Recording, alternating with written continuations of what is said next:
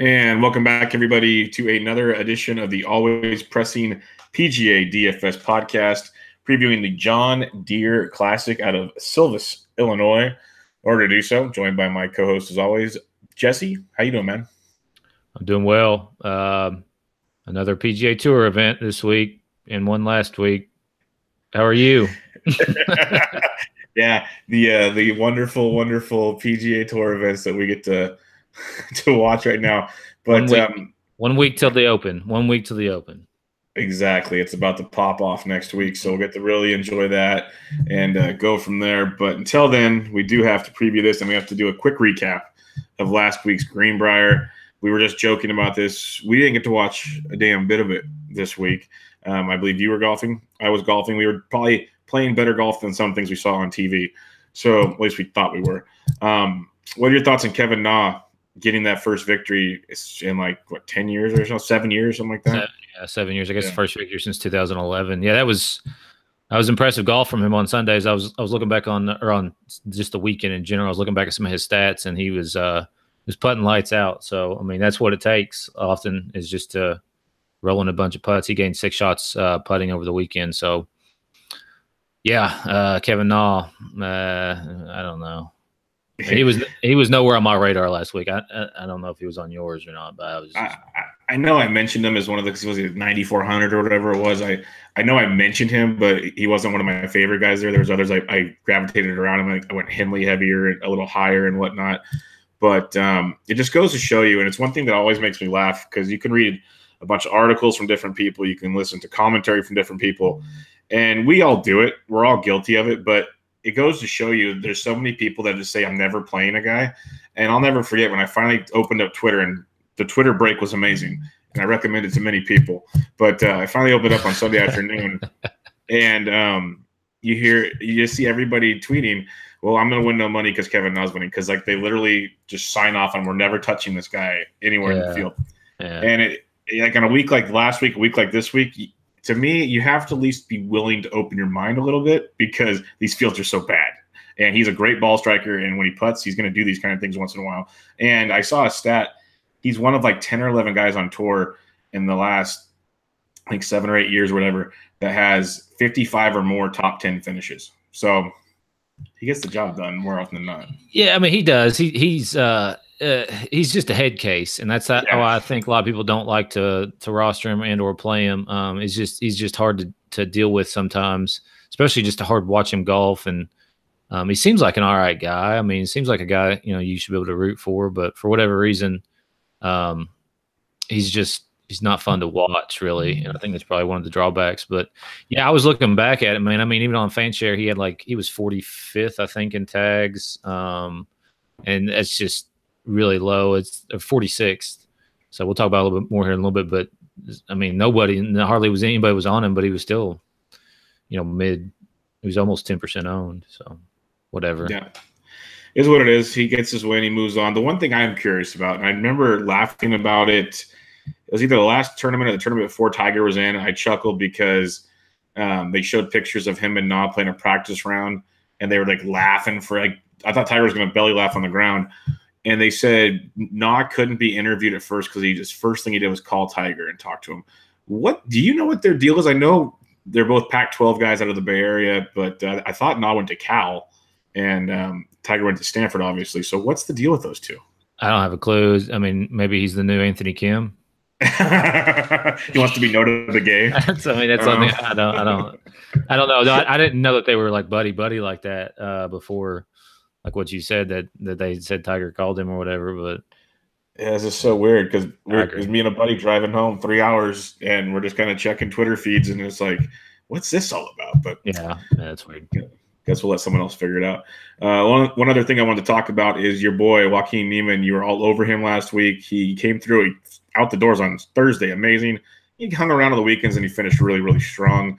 Any takeaways on a man that has locked up his tour card? Only Jordan Spieth and Jon Rahm are the two others to do that without going to the web.com finals. Yeah, it's pretty impressive. He's still made only half of his, probably maybe one more than half of his cuts since he started playing on tour. But the guy he's he's just got it. 19 years old. I mean, that's got to be such a big stress reliever, especially going into this week, and we'll talk about that more later. But yeah, I mean, I really think that he probably is going to win sometime soon. I mean, he's just, I guess, young enough and fearless enough to just go out there and not get up in his own head and play some good golf. Pretty impressive. Yeah. It was very impressive to see. And then we got, just looking at that leaderboard, it was pretty weird. Kelly Crafts of the world, Henley had a big Sunday, a bunch of other guys, but tip your caps to them. One other thing we can mention, you see John Peterson miss getting his exemption by like half a point to FedEx Cup points or something like that. Yeah, I did. That's rough. Yeah, I mean, it's really, really rough. But it didn't seem like he gave a shit that much. Like I would be super pissed, but whatever. But going back to Kelly Craft, I had him in like 60% of lineups last week. So that's fun. It's fun to watch him shoot 63, 64 in the first 2 days. And then just kind of, He's so tilting, man. That's what I didn't have any of them this week. That's what these Webby guys do, though. That's what these guys do. They're inconsistent. We have a big web event we'll talk about here in a minute. But before we do so, why don't you give us kind of your fan share, little recap of your recap for the Greenbrier? Sure. Yeah. So like I said before, the winners tag rank, Kevin Na was 46th, which was basically the lowest rank for a winner since the Heritage. So you're going back like almost 3 months there to get to that. There was, 7 out of the top 10 made the cut from the tag ranks. 13 out of the top 20 made the cut. Other than that, I mean, it was just a weird week. I mean, there was, I think, about 10% of lineups that had 6 to 6 through the cut. But I mean, almost half the field made the cut, which 77 out of 156 ish or whatever started. So that was kind of weird to me. And I was trying to look back and try to figure out why that happened. And I couldn't really pinpoint it other than, ownership last week was pretty spread out. There wasn't any uber chalk. My boy Putnam was the highest owned, and he missed the cut, of course, because he was the highest owned. So hopefully we'll get some regression on that this week. Yeah, there's going to be a couple we'll get to talk about this week. That could be some very chalky, not sexy plays by any means pretty soon. But let's get into a John Deere Classic time. Why don't you give us some past event history of the Classic? Yeah, so it's been played at the same golf course here since, I think, 2000. Just 2000? Yeah. It's TPC Deere Run, is that right? Correct. Yeah, TPC Deere Run, aptly named there. Last year, Bryson DeChambeau was your winner, 18 under. He beat Patrick Rogers by 1 shot. Talk about a tilt fest in that with those two in the final pairing, or those two duking it out there. The year before, Ryan Moore was your winner. He shot 22 under, beat Ben Martin by 2 shots. Jordan Spieth has won here twice. Of course, not in the field this week. Brian Harmon, 2014. Zach Johnson's a winner here previously. Steve Stricker won this 3 consecutive years from 2009 through 2011. But scores are going to be low or high, however you want to look at it. It's going to be under par, probably close to 20, if not better, this week. Yeah, doing a little course preview of Deere Run. It was a 38th, I guess, most difficult. If you're a class half empty person, most difficult. So pretty darn easy in the reality of things. Last year, you said it's been there since the year 2000 at this course. It's a birdie fest. 6 of the last 8 years, 20 under or better has taken this course. That's why I said it. It reminds you kind of the web.com event. It reminds you of stuff like last week, where if you're just driving it normal and you got your wedges working, you're going to be fine. That's how this course plays out. It's a par 71, 7,258 yards, 4 par 3s, 11 par 4s. There's only 1 par 4 over 500 yards. So that one might be a little tricky, and par is a good score there. But there's a lot of short ones that you can definitely this isn't a bomber's paradise. You don't have to go driver off the tee. A lot of 3-woods, a lot of longer irons to get you in range to come in from 150 and in. There's 3 par 5s. 2 of them are very reachable. One of them, depending on how you set yourself up, you could reach. There's water on the course, but really doesn't come into play off the tee anywhere. So you don't have to worry about that. There are a bunch of fairway bunkers that you have to kind of navigate. So again, like these kind of shorter courses we've been seeing, it's a shot maker's course. You pick your poisons, you get your setups, you're good to go. That's why guys like Bryson have done well here. We got Wesley Bryan has done very well here recently. Brian Harmon. You look at the leaderboards over the last 5 years or so, probably go all the way back, but just 5 years, a lot of non-bombers are doing just fine at this event. So you can keep that in mind. Bent grass greens, they're very, very soft, receptive greens. So you can throw darts out there. They're going to stick. And that's why these guys do well with the wedge game. Again, web.com like event. You can just go wherever you want to go. If you're an accurate driver, your wedges are working, you're putting well, like Kevin nodded on Sunday, you're going to finish very, very well at this event. So I know I didn't get too detailed on the semantics of the course, but basically it's a ball striker's paradise. So we'll go with it from there. What are some of the key stats you'll be targeting this week, Jesse? Yeah, tee to green obviously is going to be. I mean, I don't think the rough here is awful, but not bad at all. But still want guys who are gaining strokes tee to green. Putting, this is a putt fest, and that's one of the most tilting things about golf. Obviously, is putting. But I am going to rank that this week because I do think you have to have some guys who are putting well. Proximity, I think, matters. Par 4 scoring, birdies are better. Usual greens and regulation as well. Yeah, definitely DraftKings scoring, birdie or better, stuff like that. I'd say par 4 scoring because these guys need to be able to attack. But right. But putting, I agree with you completely because these guys reading up on some stuff, and there's the guys that have one here, you can tell is they can stick it within like 15 feet, and they're putting well from within 15 feet, stuff like that. So those are the guys you're going to want. You almost the par 4 scoring, you want guys that can. They're not going to bogey out. Like bogey avoidance isn't really a big factor, but you want pars or better on every hole because bogeys are going to set you back almost worse than most courses. So something to keep in mind there. Before we get on to the DraftKings stuff here, I'll do a little fan share talk, and then we'll mention one thing about next week's Open real quick. But when you look at this event last year, as fan share takes his time loading, so we'll go to the Open real quick. There's 156 golfers in the field this week, normal cut. Jesse, you sent over a list of players. There's one spot open for the Open next week, T5 or better, if you haven't qualified yet. Did you want to read off the names? You want me to do it? If you got them handy there, you go ahead. We got Bronson Burgoon, Austin Cook, Bryson DeChambeau, which I'm surprised even as a winner this year he's not in the field. Justin Hadley, Zach Johnson, Matt Jones, Soon Kang, Siwoo Kim, Patton Kizzire, Kelly Craft, Molinari, Ryan Moore, Ches Reavie, Kyle Stanley, and one other are the highest finisher not currently exempt inside the top 5 will advance. So there's some names on that list that kind of surprised me that aren't qualified. Like Francisco Molinari, he's won on the Euro Tour and the U.S. PGA, and he somehow doesn't qualify. So Patton Kazaire's won twice. Like you just go down the list. Some interesting ways to qualify for the Open. But and then in the Scottish this weekend, there's 3 exemptions getting handed out. So we'll check all that out. But the fan share real quick. Last year at the John Deere, your highest tagged golfers were Wesley Bryan, Daniel Berger, Kyle Stanley, Danny Lee, Steve Stricker, Kevin Na, Chad Campbell, Zach Johnson, Brian Harmon, Kelly Craft. A lot of names that you will hear over and over this week on that list because everyone's wanting to say they're the course horses. When you looked at the John Deere last week, I meant the John Deere last year, and the ones that had the highest DraftKings scoring last year. You had Bryson, who won it, took it all down. And then you had Wesley Bryan, Rick Lamb, 86th in tag. Wesley Bryan was number 1. Rick Lamb was 86. He was 3rd in DraftKings points. Patrick Roberts was 62nd. Zach Johnson was 8th. Steve Stricker was 4th. Jonathan Bird was 86. Scott Stallings, 40th. J.J. Henry, 86. And Andres Romero was 62nd. So there was 3 guys in the top 10, 4 in the top 15 that were in the top 10 in DraftKings scoring. So like the last couple weeks, pretty up for grab is what you're kind of trying to get out of that. And then the last thing we'll bring up here for players that are in the field, average DraftKings points in the last 3 weeks of kind of who's bringing the thunder to the course or their last 3 events. Bryson's number 1, David Lingmerth, who I was a big fan of last week and came through.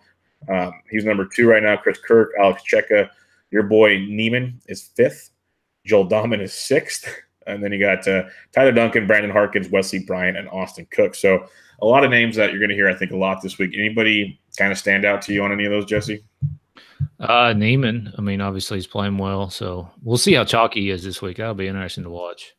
Yeah, I'm curious about him and a couple others we'll definitely get into. But the reason we wanted to get you guys that list of guys that could possibly qualify is even though people are saying this is a crap event and people might not care, there's at least a handful of guys that really do care right there for starters for you.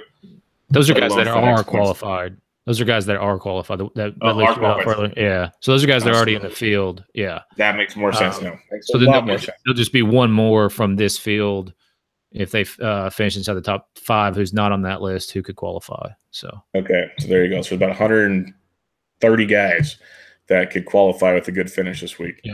So keep them in mind. That makes a ton more sense now. Let's get into that DraftKings points and get things really interesting here. We'll start at the 10K and above. We have an $11,600 Francisco Molinari leading the way. You got Bryson DeChambeau at 11.4, ZJ at 11.2, Neiman at 10.4, and Ryan Moore at 10.2. This is depressing, Jesse, because these are guys we love playing, but not at these price tags. Right. So what do you like here? Yeah, this is I mean, it's I think for me it comes down to, again, like chalkiness, projected chalkiness. I don't know what you want to call it there, but I mean, I do think Ryan Moore is interesting. Obviously, past winner here. Zach Johnson, past winner here, has really, really good course history overall. Neiman, obviously, with Neiman, I mean, never played here, but he's looking for that first win. He's trending towards that first win. Will he get it here? This is a great place. This is where a lot of people have had their first win ever. Justin Spieth. I believe this was Bryson's first win last year too, correct? Correct. So, I mean, it just maybe the stars are aligning for Neiman. Bryson's top of my model. My thing with him is, and this may not even matter, but like, does he give a shit this week? I mean, is he looking forward to next week already? He's already won, obviously, here. So, I mean, it's tough up top here to take any of them. I wouldn't be against a balanced approach fading all these guys, except I do like Neiman, and I'll probably play a lot of him. Yeah, I am all about the balanced approach here, but the scary part, even when I was making my list of players for the show tonight, is I could see any of those 5 winning. There's a lot of weeks. There's a lot of weeks though where the 10K and above, we can pick a couple of guys out. We're like, they have to be like top 3 to win, and we know we don't think they can do that, so it knocks them off the list real quick. Yeah. I could see all 5 of these guys. That's the scary part about fading it. Like, you're talking a ball striker's paradise. Well, Molinari, DeChambeau, ZJ. You already said Bryson and ZJ have won here before. Ryan Moore's won here before. And the only reason why Neiman and Molly probably haven't is because they haven't played here before. So I'm with you on that. And they're all up in the models too. I mean, it's going to be one of those weeks where, where does the ownership go? Because if it goes one place, I would maybe try to pivot off of it and go someplace else. Yeah, and we'll get to the lower price tiers and 6Ks. And last week was actually a little better. 7K you could work with. So if you're going to go up here, you're going to have some confidence down below. So maybe strategy. But if I have to pick just one guy from up here, oh man, I want to play Molly so bad. I think he does. But I'd probably go ZJ. I like his just kind of, because Molly, he can kind of disappear sometimes. But I'll go with ZJ if I had to pick just one up top here. Let's go to the 9Ks. You got Stricker, who's won here 3 times. Kyle Stanley, Chesson Hadley, Austin Cook, Wesley Bryan, and David Lingmerth. Good set of 9 here. Jesse, who you liking? Yeah, I mean, of the bunch here, I really don't want anybody below Chesson. I am a big fan of Chesson and Stanley. Paying $9,800 for Stricker, I'm not 100% sure, but he does rank pretty well as far as the modeling goes. So, I mean, he's obviously a 3-time winner here. And so at 9,800, I mean, it's hard to stomach that, but I don't mind at all, like pairing up Stanley and Hadley, fading the top guys and kind of working down from there. Big fan of Hadley and Stanley this week. So I'll have a lot of those two. They're up in the models, and they're just overall just playing pretty well. Traditional ball strikers. They rank out pretty well as far as what I'm looking at. So I like those two a lot, actually. No, I don't mind at all. Stricker, I can understand not wanting to pay 98. I can understand if someone wants to. It could be a pivot play later on just because just the length of the course, his history here. He's a Midwest boy. He's probably played it a ton more times than even the 13 tournaments. This is probably a situation that he could do really well. But I love Stanley at this price tag. This seems like a course that suits him very, very well. He's made 7 of 8 cuts. Before the T55 last year as a T22 and a T18. And the way he's playing coming into this really solid golf, 4 or 5 made cuts. 3 of those 5 were T15s or better. So I really like what Stanley's got going, like you're saying, at 9,700. Cheston's really interesting to me. I always pick the wrong weeks for him. So I'll probably leave him for you. But Lingmerth's a guy I'm really looking at. I've been looking at how he's been playing of late. I played him last week with a T11. He's one of those that kind of, when the putter's on, he can play well because he's not having to bomb it out with a bunch of guys. And at 9K, he was so low on last week. I'm hoping that stays the same this week. And if, projections are showing that, I'm going to be really high on him this week coming into it. So you could do Stanley Hadley. I could do Stanley Lingmerth and definitely head towards the 8Ks and do just fine there. Yeah, I mean, I could see that with Lingmerth. I mean, I think it's an interesting GPP play with Bryan. I think that price on Wesley Bryan is just, my goodness. I tweeted something out earlier about that, and I don't know if people took it wrong, but I wasn't touting Wesley Bryan at all. I was basically saying, welcome to Wesley Bryan 9,100 week. Like, this is what we have to deal with. You know what I'm saying? Yep, it's the John Deere Classic, folks. The 5th major. Right, yeah. Yeah, well, he's T8. He's T8 and a T3 in his 2 events here, and he's coming in quote unquote great form. I mean, I get it. He doesn't have to hit his driver. Right. That's what everyone's good. I'm giving everyone the narratives right now. This is what you're going to hear. But yeah, I'll sit and watch. I'm with you. Let's go to the 8K. We got Kirk, Rogers, Landry, Gay, Wise, Danny Lee, Piercy, Kang, Streelman, Mitchell, and Tway. If I'm starting in the 8Ks, I think Chris Kirk could be interesting because if everyone is on Bryan at 9,100, Kirk's coming in 4 or 5 made cuts here, coming off a T6 his last time out, a T11 and a T8, so 3 in his last 5 events, T11 or better. $8,900. He's striking it well. He's putting it well. He's scoring well. He's just doing everything that fits his course really, really well, and he usually comes in pretty low owned. So I can definitely take a look at him. Brian Gay, he disappointed over the weekend, but continues to play really, really well. I'll look right back at him again for $8,600. I think he's going to be a really solid play. Again, wasn't super chalky last week. Then again, like you said, not a lot of guys were. I am not on Aaron Wise. I just wanted to mention I think it's crazy how he's missed 4 straight cuts after winning. So I don't know what's going on there. Maybe you have a take on that when we get there. Soon Kang's here, so maybe him and Joel Dahlman can be paired up, and that could be fun. But other than that, maybe a Keith Mitchell, who I could see if it is like a Webby course, he can wedge that thing all day long. And Kevin Tway, he's played really well here. So, but his is all putter based. We've texted during tournaments about his putting and how tilting he is. But those are both GPP type plays. I'd be going with kind of a Kirk and Gay up top with Mitchell and Tway as other options in the 8K. What are you liking over here? I don't mind that at all. As far as Wise goes, I mean, yeah, he obviously won, and then like you said, 4 straight missed cuts. We saw the same type of thing with Landry earlier in the year. He won the Texas Open, WD 67th missed cut, 65th missed cut, and then finished 8th last 2 weeks ago at the Quicken Loans. He finished 8th here last year. I think he's interesting at 8,700, and he's worth a GPP lineup or 2 in my opinion. I do like Kirk, like you were just talking about, 60th here last year, miscut, 2014. I mean, he doesn't have very good finishes, but as far as, I mean, at this course, but as far as like scoring DK points and stuff like that, he's actually done decently well. And he's made made 6 cuts in a row on tour. So finished 6th at St. Jude's last time out, which was about a month ago. So I don't know why he took a month off. Either way, I do like Kirk quite a bit. Like I said, Landry. Streelman, he tilted me so bad last week. I was on him and did not expect him to miss the cut. I mean, he did battle back and shot 66 on Friday, but still missed the cut because it was just under par. Just putter wasn't working, and that's the second straight week his putter hasn't been working. So maybe he went and took a putter lesson or something like that while he was off. So I think he's interesting. I don't know if I'll really go back to him just because he tilted me so hard, but that might be good for everybody else. Another guy who I think is interesting is Scott Piercy, 14th, 3rd, 45th, 34th, his last 4 starts here.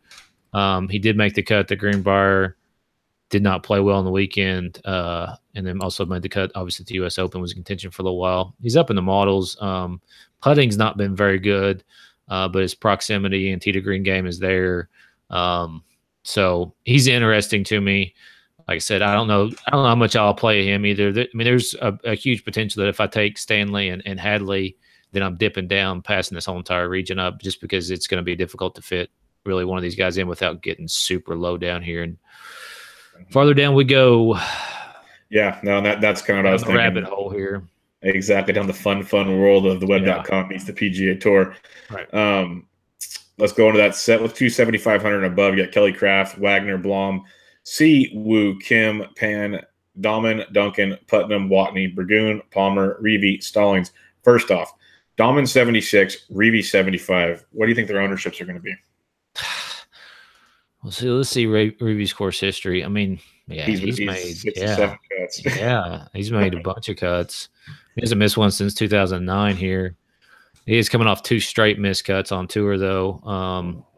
That's interesting. I mean, that is a hell of a price for him in this field. I mean, for this field. I mean, 2 months ago when we were, at the Wells Fargo or something, wasn't he about the same price in a much better field? There's been bad fields where Reeve's, I think, been in the 10Ks. Yeah. Yeah. I'm with you. I mean, that's crazy. Dahmen, I could see more people going to Reeve than Dahmen, just because Reeve's name is more known than Dahmen. So, yeah, it's going to be interesting again this week to watch the ownership. But as far as guys I'm on, like CT Payne, I think is okay. I do like Dahmen. I will go back to Andrew Putnam. I think he can bounce back after that. He didn't really hit the ball bad. His putter's been kind of trashy, and some of that is because he's just not hitting it that close here recently. So hopefully he can fix that. But he does do well on par 4s and hits a lot of greens. I mean, he hit 75% greens regulation last week and still missed the cut. He shot 1 under for the week, so it's not like he was that far off. So I do like him again this week, and I will be going back to him no matter what. Tyler Duncan's interesting. Siwoo, I mean, I could see why you play him, but his recent form's just been kind of weird to me. I don't want Kelly Craft. I'll let everybody else jump on that bandwagon. Yeah, no, that bandwagon's going to be so full this week. That's going to be something else. But I'm with you. I'm on guys like Joel Dahmen. I think that's a really good one at 7,600. And then I look at Nick Watney. I think I might as well get like a hat that says I'm on part of the fan club, because it just his price every week. I play him for the potential he can be. Yeah, so at $7,600, it gives me a comfort zone when I need some guy in this range. So call me soft, whatever you want. But Watney, Reeve, and then Stallings at 70. Stallings at 75. He had that run earlier in this year. Then he faded away. We've seen that with a lot of guys this year. Coming back, he's always make a cut, miss a cut, make a cut, miss a cut. But he's T13 last week, played really, really well. He's got a T5 and a T16 his last 2 trips here. So he's a guy at 7,500 I could look at that maybe be a pivot off of Reeve to get away from some people. I could deal with that. He played. I mean, he had a really, really good Friday at the Greenbrier. Yeah, he shot 63 last Friday. He had a lot of greens last week. Putter wasn't that great, but yeah, I could get behind 7,500 Scott Stallings in this field. What about Ryan Palmer? You got anything for him at 75? That guy, my God! Like, shout out to Kevin. Yeah, Kevin Reardon. How you doing, buddy? Yeah, man. Yeah, T8 is last time out, but man, he is tilting. He's only making half his cuts this year. He's not good at this course. But it's like you said, if you're talking ball strikers and putters and stuff, if he's on, you would not be shocked if he's top 10 in this thing. I guess as a GPP play. Yeah, right. Exactly. Yeah. I mean, he was 0.7% owned at the Quicken Loans. And I mean, I remember when he used to be almost a cash game staple. I mean, people would just tilt the shit out of him hitting in the water on 18 to miss the cut all the time. But so, I mean, those days are gone, but I mean, maybe he figured something out at Quicken. I think he's an interesting GPP play because course history guys will be off of him. I mean, I don't know how much I'll play of him because I can't hardly stand it, but maybe you'll use some of your secret sauce in your model and it'll come out on top for you. You never know. But I do think that's a good name to keep in mind because if anything, it's a pivot in a GPP with a guy that can contend. Let's go 7,400 and below. I'm not going to read them all off. What are some of the guys you're looking at here?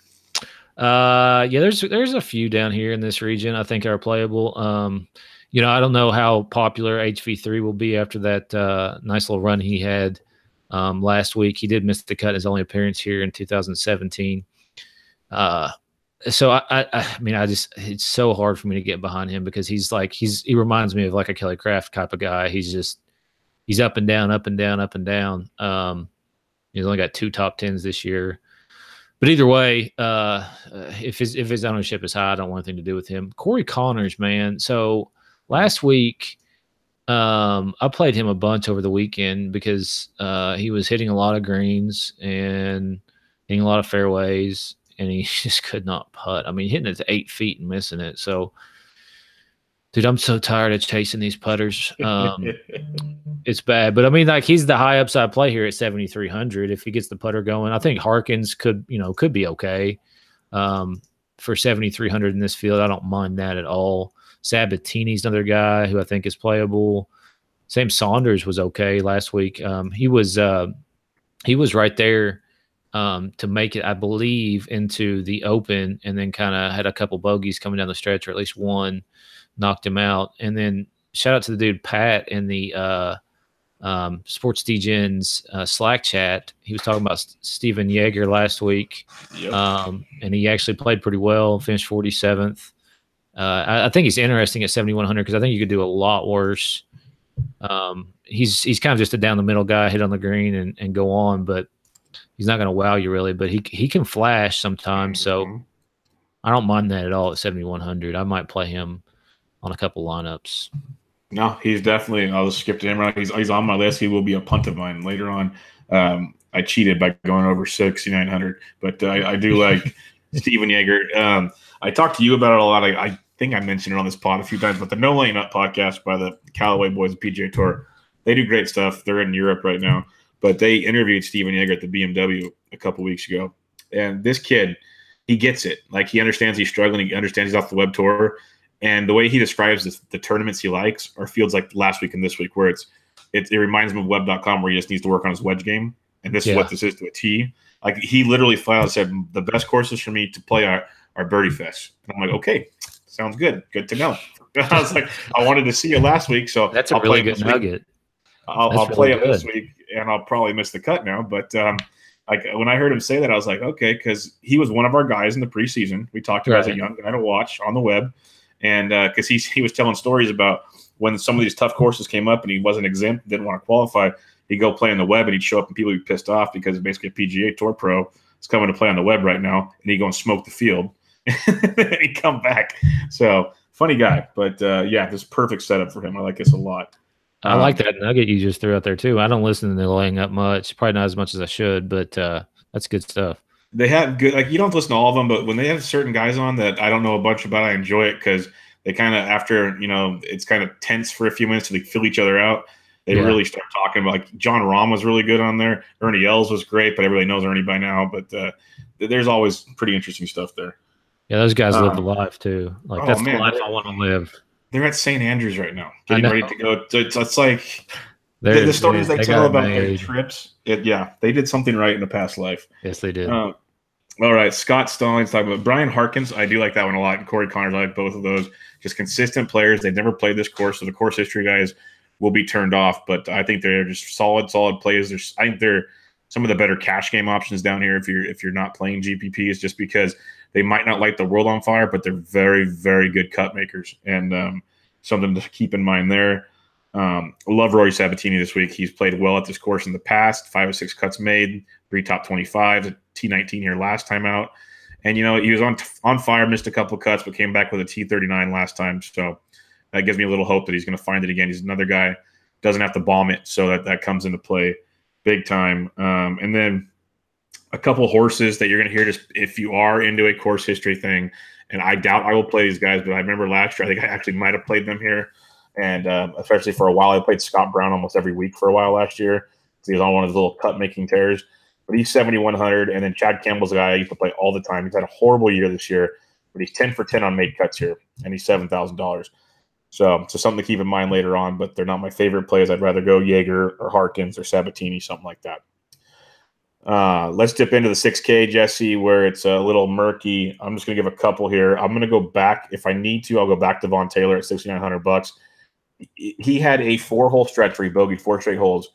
If he just doesn't bogey one of those, he makes the cut. Like, it was just so tilting. He was three putting, and it was unbelievable. That's why he finished Friday. He was up to 300 at one point, like tied for fourth, and then all of a sudden, like holes 13 through 17 was a bogey fest, and then he played okay on Friday again. So that was tilting. I'll go back to him because his game fits these kind of courses. He's perfect for these courses. And then the other ones, just look at kind of some older, vast history guys for me, as like a JJ Henry or a Senden. Ideally, when I name names like that, I don't want to be down here. So, what do you have in the 6Ks, Jesse? Yeah. This is a wild place, but there are a few. I think Nick Hardy is one. We talked about him a couple. I think for the Travelers, if I'm not mistaken, I talked about him a little bit. He actually played in the John Deere Classic here last year, finished 55th. He's a web.com guy mostly, but he made the cut at the Travelers. He did make the cut in the web.com event he played in last week as well. Just hits a lot of greens and gives himself opportunities, which, you just never know what could happen there. So I think he's interested at 69. Stegmeyer, he's actually decently high in my model here. And I think the reason is he's been putting very well here recently. So he's interesting. He hits a lot of greens again, another guy. So I don't mind him. I don't know how much I'll actually get down in this region, just as a kind of disclaimer, but Stegmeyer is another one. And did you see all the talk about this Norman? Oh, yeah. X? Yeah. Let's just call him Norman X. Yep. That way I don't offend anybody. But he didn't play terrible last week. Just his putter was awful. And it's $6,600. I'll be interested to see how much he's owned this week, because he skyrocketed up fan share last week and had way more tags than anybody else on. I don't know if everybody was just feeling good July 4th, but I stayed away from Twitter for most of the day. Came back to it, and it kind of broke down. Did you see all that stuff? Oh, they were all in love with him. Yeah. And then all went away come Friday afternoon. Yeah, but dude, he hit the ball really, really well. Like I said, just could not make a putt, and was still there. He didn't miss the cut by much. So I think he's an interesting play at 66, and that frees up so much space for GPPs, especially large field ones. $5 GPP. I think he's a pretty good play, actually, and I would actually go back to him this week, because a lot of the guys that I'll follow and actually trust their opinion on, they were on him. So they were. He reminds me of your boy. I forget his name now. All of a sudden, that he played when they were over in Asia for 3 days, 3 tournaments in a row. Oh, Seng-Soo Han? No, he was the American kid playing over there. He was fresh out of college, basically. What the hell's his name? It's good radio. Don't worry about it. I'll figure it out later. Okay. But would you rather have Norman X or your boy Adam Schenk, who's been shanking it lately? Yeah, I'm not on Schenk. He's not. I'm nowhere near Schenk. I'll pass on Schenk this week. I hope he comes back though, because I just, Yeah, the other trendy name that people I think are going to talk a lot about, he's 7K this week, and we kind of skipped over him, is Mr. Meyer, the other college kid, shot a T17 in his last time out. He played here last year, missed a cut, but people were all over him in his tournament, and he did quite well. So it'll be interesting to see how that turns out this week. Yeah, there's a couple other guys there at 7,000 too that I didn't mention. Like Sam Ryder is, I think, another one. Yeah. Sean O'Hare at 7,000 is pretty egregious as far as this field. I know he's not played that last winner. Right. That's wild to me. And there was one more there too that I was going to mention, but we'll just move. Oh, Lanto Griffin. I know Mayo's been on him a little bit, and he made the cut last week. So yeah, Lanto is definitely one that got my attention. It's one of those regions. This is down there. It's almost more of a look Wednesday night, see what the ownership looks like, deviate away. But at least that's my 2 cents. Or you can go super safe there and deviate higher up with little more consistent players, whichever floats your boat. Let's talk punts, Jesse. I already said I like Vaughn Taylor, and I'll cheat with Jaeger at 71. So if you want to go 71, 72 or below, go for it. Yeah, as far as a punt goes, I do like the Jaeger call. Just because we're both on them, though, don't go all in on. Don't go all in on anybody. Just well, yeah. Save your money for next week either way. But other than that, yeah, Nick Hardy, Stegmeyer, and then and Norman X. The X-Man, the new X-Man. Maybe we'll have to get a new nickname. That sucked. We already have an X-Man. Right. Okay, who's your bust this week? Man. Yeah, that's tough because yeah. I mean, like the field's so wild here. But I'll go Austin Cook. Yeah, I was thinking Austin Cook or Steve Stricker. I think eventually you're going to have to think the kids are going to lap him. Eventually, Yeah. I've been saying that. I've been saying that all year though, and he keeps putting out top 20s. So who knows? He's I mean, he's just got the course history here too. He's just yeah. If his putters if he can make some putts like 20 footers, I think he'll be in contention Sunday. Yeah, no doubt about it. That's a big if though. Big if. Who's your core at this point in time? Yeah, I mean, like I talked about before, I'm big time on Stanley and Hadley. Like them quite a bit, so I think they'll be there. And Neiman too. I'm going to fit him in somehow, so I'll probably have one lineup with Neiman, and the other lineup with Stanley and Hadley.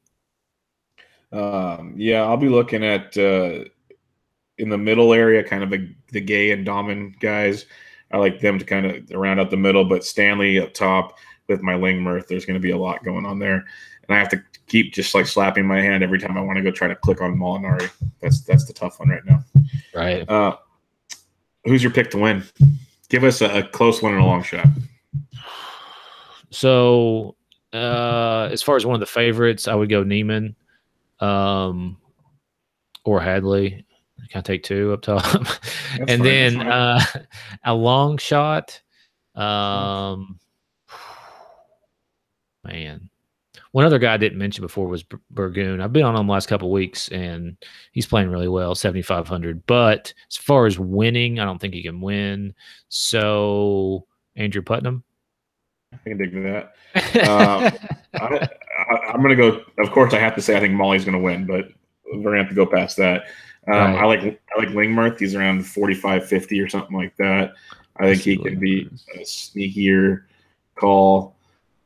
And if we want to go really long shot, I'd say this might be the week a guy like a Keith Mitchell breaks through. Wouldn't surprise me.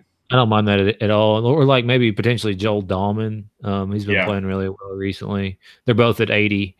So if you sprinkled on those two, wouldn't be surprised. Lingmerth's at 50. This is Bovada. So Lingmerth's at 50. Neiman's at 16. And Putnam's at 66 at the moment. Still some good little darts to throw around there. Yeah, this isn't a bad tournament at all to take some long shots here. I mean, you got Ches Reavie at 80-1 in this field. You have to sprinkle a little, right? Yeah, I mean that's pretty steep for him, but yeah. Heck, even like a T20, T10 on him wouldn't be too bad. Right.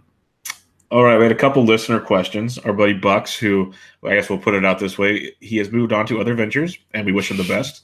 So he won't be with us anymore, but it was a fun run while it lasted. He had a couple of questions. Will I pick Molinari? Well, yes, that was obvious. And then I believe he was asking you if you were going to play Neiman. I think we've established that as well. Husker Picks, our buddy, asked a question of who are some guys that have struggled early this year that you could see having a good kind of stretch run as we get towards the end of the season. There are a couple guys that stood out to you. One's Woodland. I mean, he's kind of he had a really, really poor middle of the season, and he's kind of been coming back. But I could see him making a run here and potentially making the playoffs at the end of the year here, and maybe making a run there too. Other than that, like I think Landry has potential to bounce back and kind of make a run. Another guy, I mean, who's not really been playing. Not really struggling necessarily, but Hadley's been playing better as of late. So it'd be interesting to see if he can make a run. But it's one of those things that, like, when he tweeted that, I was thinking about it, and it's one of those things where it's like, you know, if you haven't got it by now, you know, I mean, are you really going to be able to get it in the next 2 or 3 weeks before the FedEx Cup starts? Pretty soon. Once the FedEx Cup starts, it's going to be really tough fields on really, really good golf courses. So it's not the time to figure it out. Right. Well, the other thing about that is, you know, we've got 2 majors in the next month, because you've got the Open Championship and then you've got the PGA Tour or the PGA Championship. and then the playoffs start. So, I mean, that's a really good. That is, I think that's a really good question. But Woodland, I think, is probably the guy that I would go to, who I think of, who's been struggling and has a chance to bounce back. Yeah, the guy for me would have been like a Pat Perez, who started out on fire and he struggled. We know he can play on driver courses even without his driver. It's just his short game's been a disaster lately. So if he can figure that out, he could be interesting. Then there's a couple others that I know can play with these big boys. We've seen them, and they've kind of slowly come back, but it's been more in Europe, like Alex Norn and Tomas Peters, guys we were really high on earlier in the year. I wouldn't be surprised to see, as the FedEx Cup starts winding down, seeing them hanging around towards the end for a little bit, at least, especially Norn. And Norn started out the year guns blazing, and then he played well recently in Europe. I think he could be a guy to definitely come back to earth once we kind of, go back to Florida and do some other things. Right. One last thing, Euro Tour loaded this week because everyone's getting ready for the Open. The Scottish Open is this week. Do you have any hot takes on this? You got Justin Rose leading the way, Fowler, Reed, Hatton, Matsuyama, Cooch is over there, Mickelson. So many fun people. Let me switch this around real quick, and I'll tell you. But I haven't looked into it much, and I talk about it every time you mention it. Like the contests are so bad. Yeah, Ashley Morrison tweeted that out today, and he's like the head Euro guy for that on Twitter that I've ever followed. And right, he tweeted out 4 pictures of like the top 8,000 and above pricing. Yeah. And they have you can't have a good tournament for those. That was crazy. Yeah. I mean, this is a loaded field. I mean, you've got Rose, Fowler, Reed, Hatton, like you said, Matsuyama. That's a really, really, really good field. And the contests on DraftKings are just like, I was looking at them last week and it's just awful. I don't know how they are this week, but either way, as far as some picks, besides the obvious is, Matthias Schwab, Jordan Smith, I think is interesting. So there's a couple down there in the low sevens. They're both 7,100. Yeah, jump in the Slack chat if you got any questions, because Jesse, he will DJ in on it. Don't let him act like he's not going to play it. But I should. I really should. I always forget about it though. Like since the context, I haven't been playing it, and so I've just forgot about it basically. So by the time it locks, I'm like, oh shit, I should have put a lineup in there to at least matter. I know that this just could be a fun week because everyone's going to go to all the names they know. So you could definitely get some advantages on this one. So they do have some better contests out there. I'm seeing 5K to first and a $5, or 5K to first and a $275. So that's way bigger than what they have had recently. So good to know. Maybe they'll slowly get it going. But like you said earlier, don't go too crazy this week unless you're feeling lucky. Whatever you want to do, but just don't be stupid because there's a lot of great tournaments next week. Right. Loaded field, the Open Championship. It's going to be a ton of fun. Check us out on Twitter at AlwaysPressDFS. And go give us a rate and review on iTunes and all wherever you're listening to the deal, because it'll help get this thing moving on even better than it already has been. Jesse, any final words for the week? No. Just one thing on Bucks though. It was a mutual parting of ways there. We hugged it out virtually in GIF form. Yeah, we did. If you remember that, really did. So there's no hard feelings there between us or him, and it's just one of those deals where it was just time to move on. So, we might have some news coming up here soon on some different things that we're going to be doing. But still, Bubba and I, we're happy to be here. Yep, we're happy to do it. We'll have guests on periodically, and some fun little things kind of working that are streaming in the minds that I think you guys will be looking forward to once we get it all kind of fine tuned. So a lot of good things to come up ahead. Again, we're on Twitter at AlwaysPressDFS. Jesse is at DFS Golf Gods, and I'm at BD Intric. Have fun this week. Enjoy time with your family on the weekends. Go do something fun. Get ready for next weekend. And hopefully you cash some DFS. But this was the John Deere Classic Always Pressing PGA DFS preview. Catch you guys next time.